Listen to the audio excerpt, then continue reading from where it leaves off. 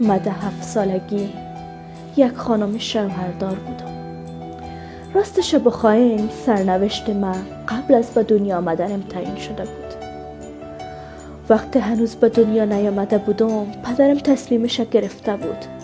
گفته بود اگر دختر باشه و بچه بیادر رو میدونش و اگر بچه باشه دختر خواهر ما برش میدونم. من دختر به دنیا آمدم. از همون طفلیت کلگی قسمی همراهیم رفتار میکردن گویا یک خانم شوهردار هستم.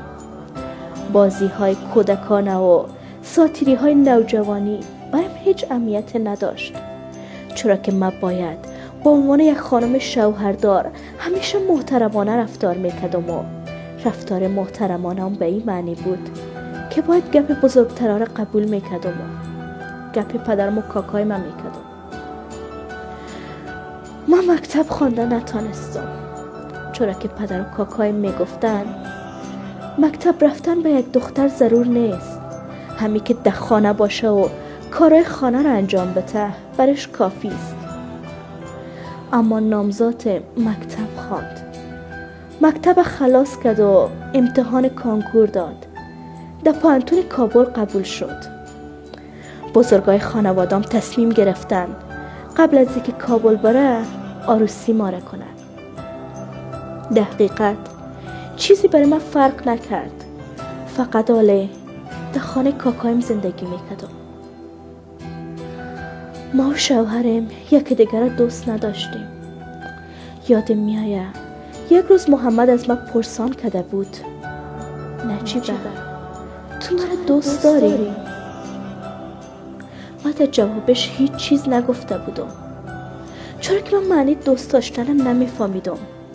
ای که عشق و دوست داشتن چی معنا داره من هیچ وقت یاد نگرفته بودم. من از طفلیت با عنوان نامزد محمد کلان شده بودم. محمد کابل رفت. بیرون از مرزهای قشلاق امرای یک دنیای جدید آشنا شد.